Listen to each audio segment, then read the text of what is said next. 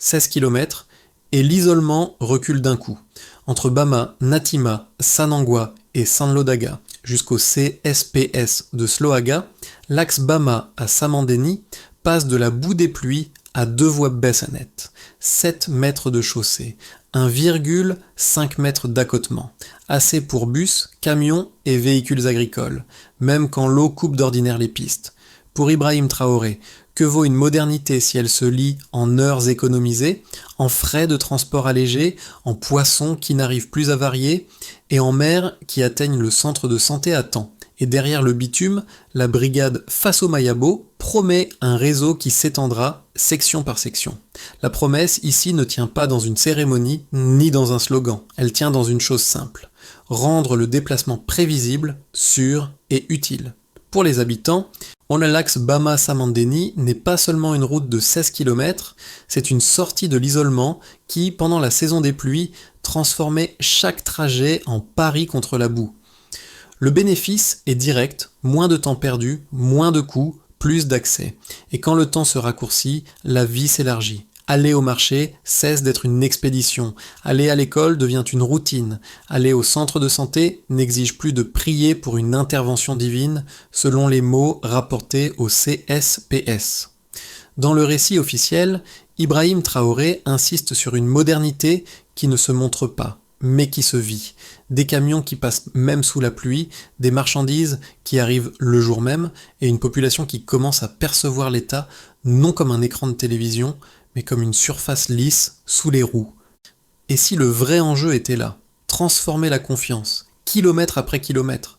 Le chiffre est petit sur une carte, mais énorme dans ses effets. 16 km suffisent à reconfigurer une zone entière. La route Bama-Samandeni, décrite comme une chaussée de 7 mètres avec 1,5 mètre d'accotement de chaque côté, change d'abord une chose très concrète. La pluie n'interrompt plus le passage comme avant, quand les véhicules restaient coincés dans la boue et que les trajets s'annulaient. Et derrière ce détail technique, un autre chiffre apparaît dans le récit. Le temps de trajet vers le barrage est raccourci de plus de la moitié et les frais moyens de transport seraient réduits d'environ 30%. C'est ici que se referme la première question ouverte. Ce que cherche Ibrahim Traoré n'est pas un symbole lointain, mais une mécanique de gains cumulés jour après jour pour les agriculteurs, les pêcheurs, les familles et les services publics. La route relie des villages dont les noms, dit le texte, n'existaient auparavant que dans des dossiers administratifs, à un réseau national de transport en train de s'étendre.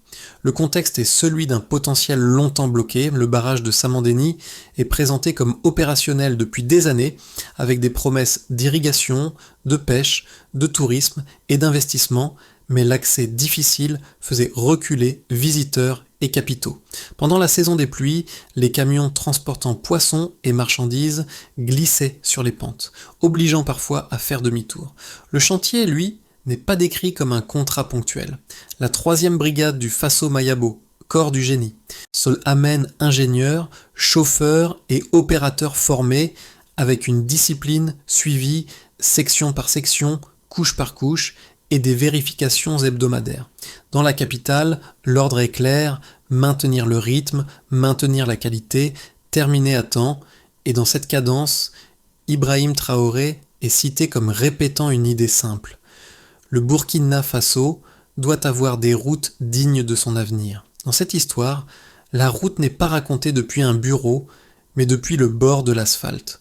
Une femme nommée Awa, qui portait pendant des années des paniers de poissons à pied jusqu'au marché, se tient devant sa maison et regarde un relais routier apparaître. Un chauffeur lui lance qu'il peut prendre le poisson plus vite et l'emmener directement en ville. Le détail n'a rien d'un slogan. Il décrit une chaîne logistique qui cesse d'être fragile parce que le trajet n'est plus un combat contre la boue.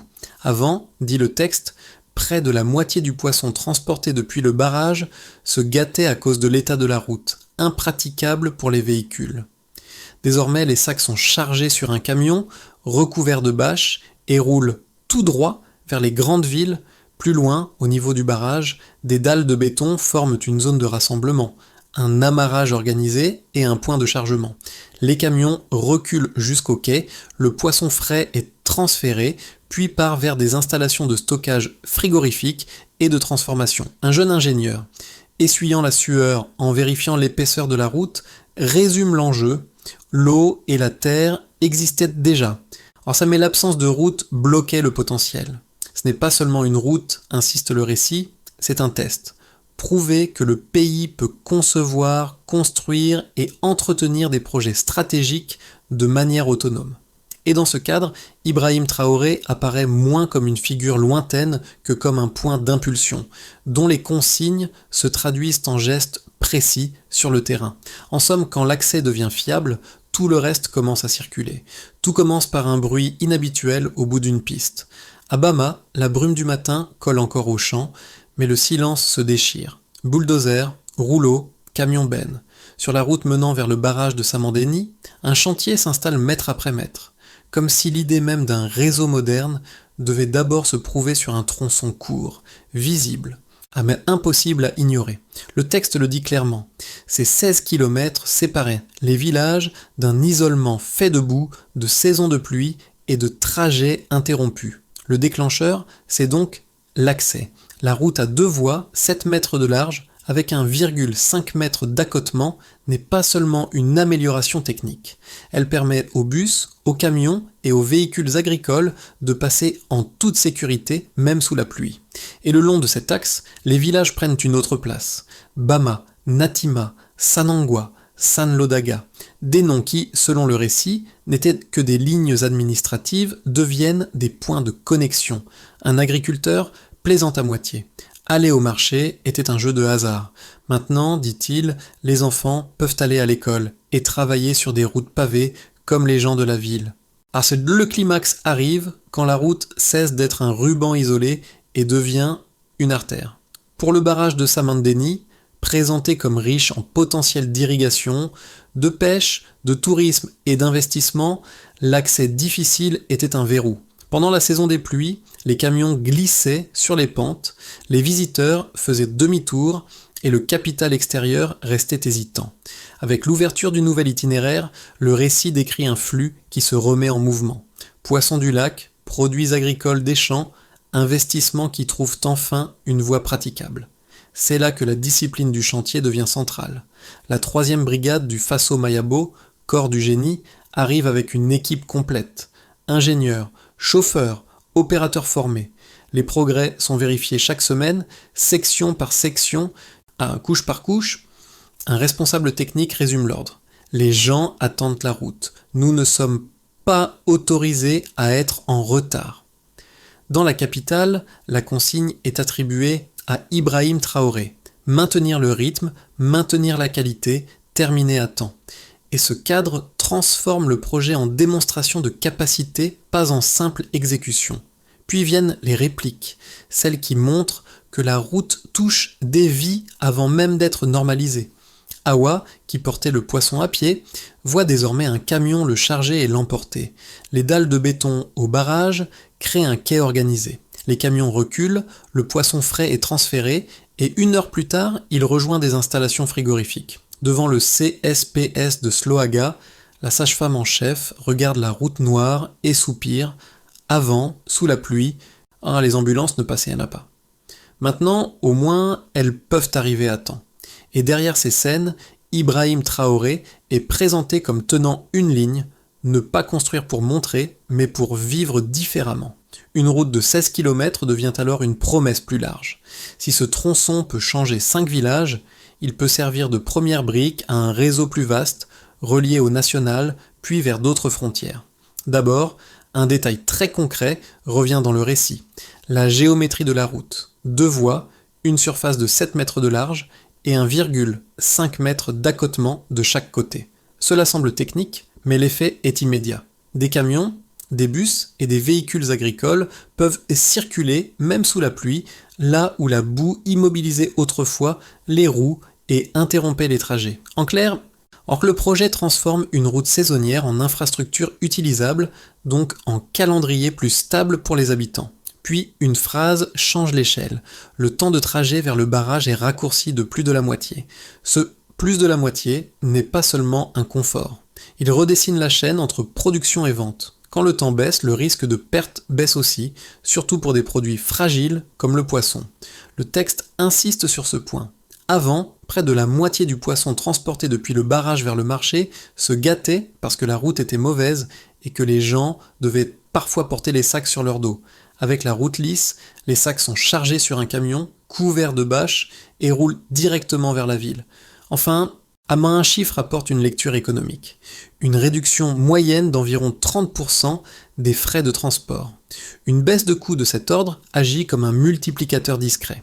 Elle peut augmenter la marge des agriculteurs, rendre certains trajets enfin rentables et attirer des commerçants qui auparavant évitaient l'axe comme la peste. Le récit mentionne d'ailleurs l'arrivée d'un jeune entrepreneur venu d'Ouagadougou pour envisager un entrepôt de transit, précisément parce que la route est lisse et proche du barrage. Mais ces chiffres ne sont pas isolés, ils sont encadrés par une méthode. Les progrès sont vérifiés hebdomadairement et l'entretien est pensé dès le départ. 2 semaines après l'ouverture, l'équipe revient non pour une photo, mais pour installer des balances mobiles, inspecter les fossés de drainage, planter des arbres. Ibrahim Traoré envoie un message clair. La route ne doit pas mourir en 5 ans, elle doit vivre au moins 20 ans comme au premier jour. Et cette phrase, dans la logique du texte, transforme l'infrastructure en système. Contrôle des charges, drainage, signalisation, discipline de maintenance. Au fond, le récit propose une équation simple. Largeur plus temps plus coût, et derrière, une idée plus ambitieuse. Si le pays sait construire et entretenir, alors le réseau peut s'étendre sans dépendre d'un miracle extérieur. Il existe une lecture enthousiaste, presque évidente. Une route neuve réduit la boue, accélère le transport, relie des villages et débloque enfin le potentiel d'un barrage. Dans cette version, le projet Bama Samandeni est un modèle. Il prouve qu'une infrastructure courte peut déclencher des effets longs sur l'école, le marché, la santé et même l'investissement.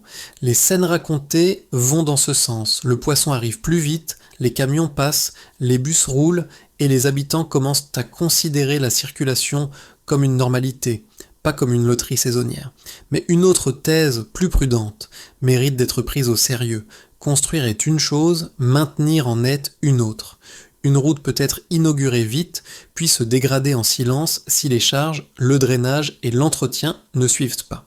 Dans le Sahel, où la saison des pluies et l'usage intensif mettent l'asphalte à l'épreuve, le risque n'est pas théorique. Une modernisation vitrine peut se retourner contre l'État si elle crée une attente, puis une déception.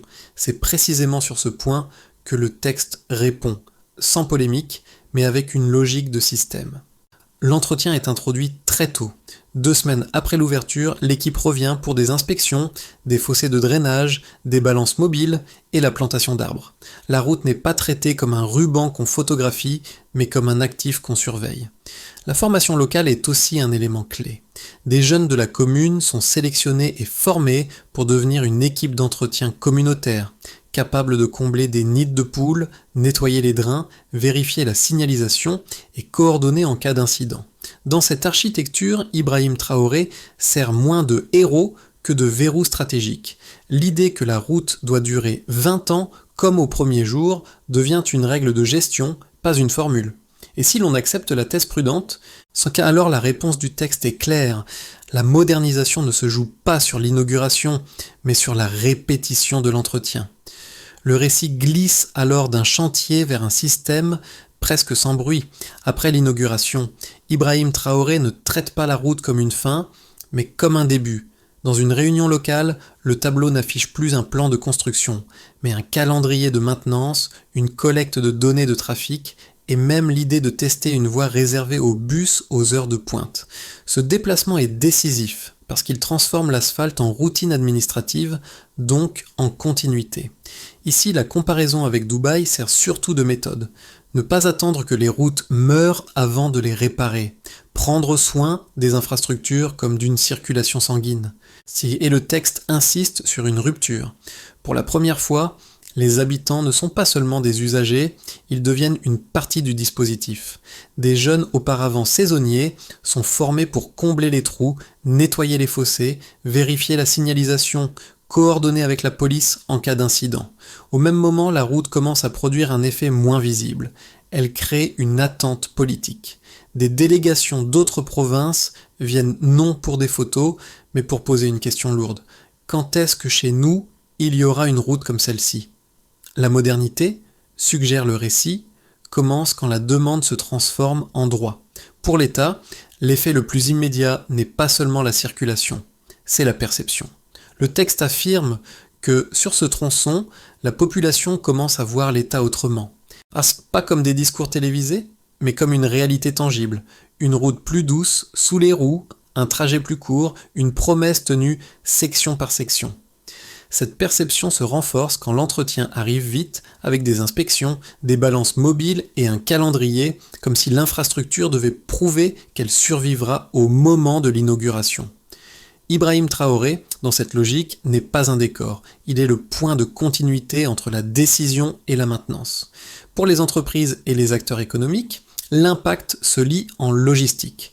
Le récit évoque un entrepreneur venu d'Ouagadougou pour envisager un entrepôt de transit, parce que la route est lisse et proche du barrage.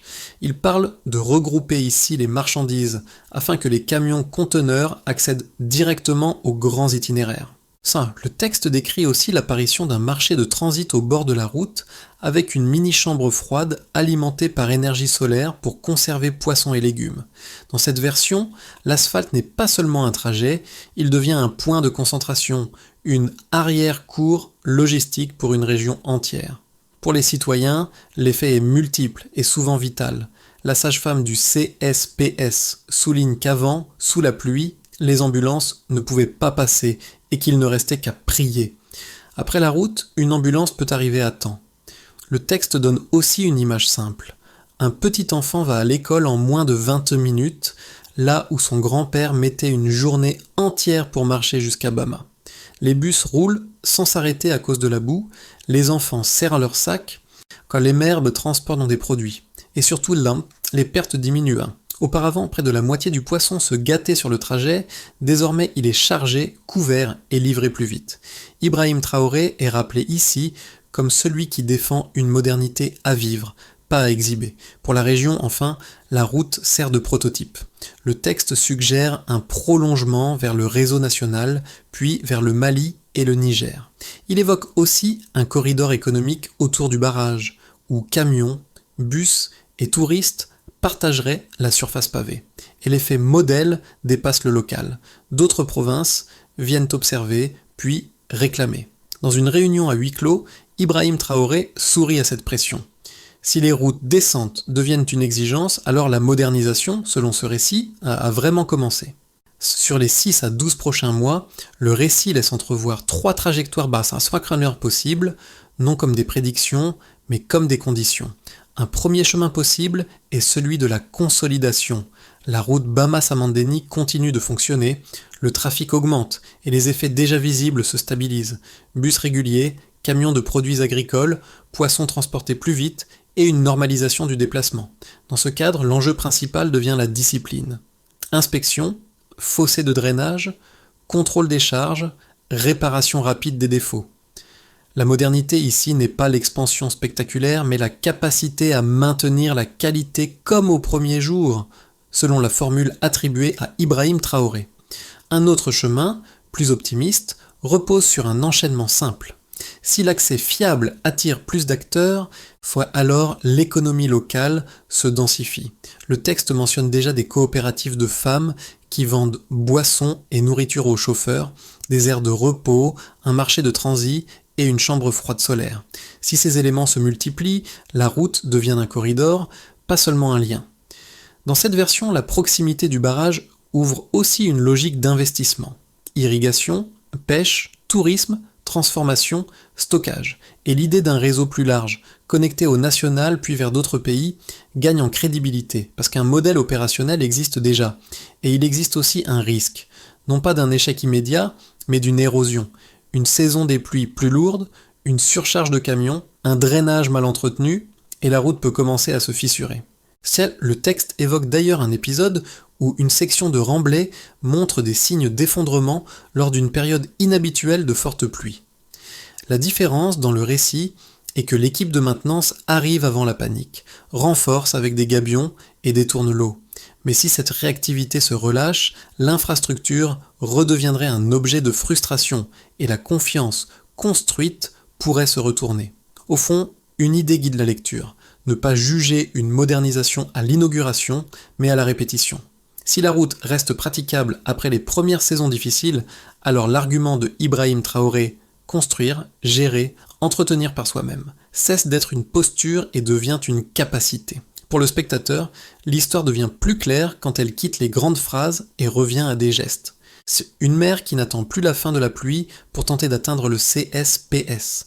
Un chauffeur qui dit qu'il peut enfin terminer l'itinéraire sans que la route se plaigne.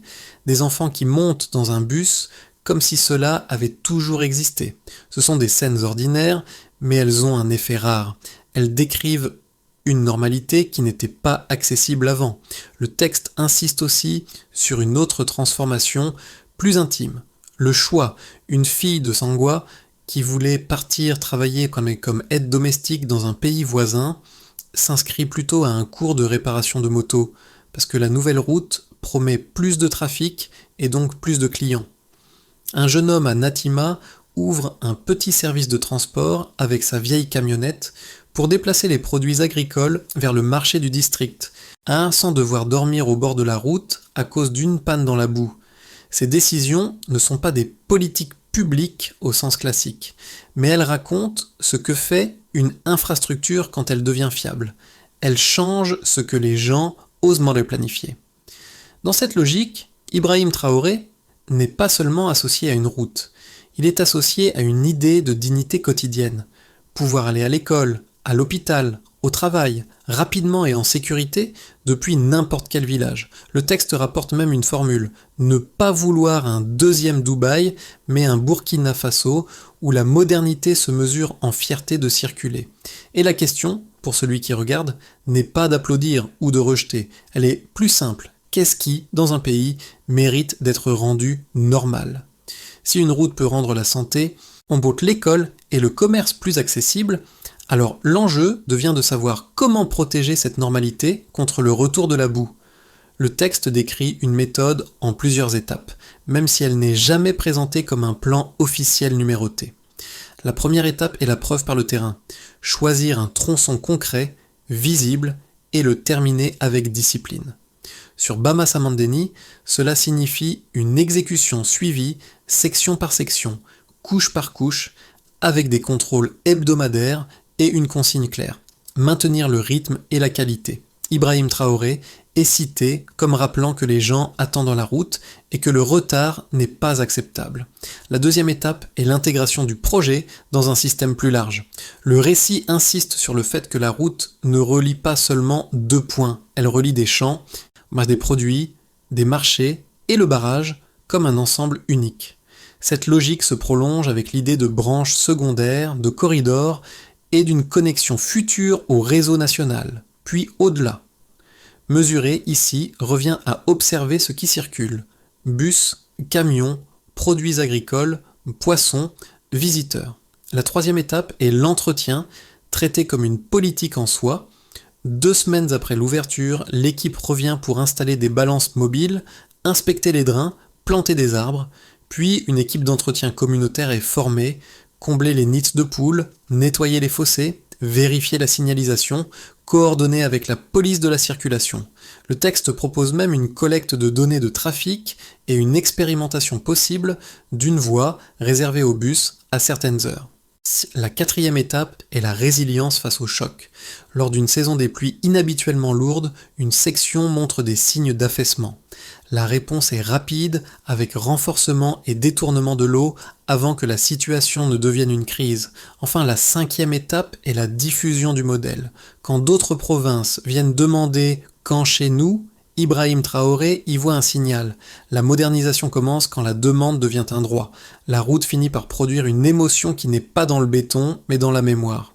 Awa ne porte plus son poisson sur des chemins impraticables, parce qu'un camion peut venir, charger, couvrir et partir. L'infirmière du CSPS ne regarde plus le ciel en espérant que la pluie s'arrête avant une urgence.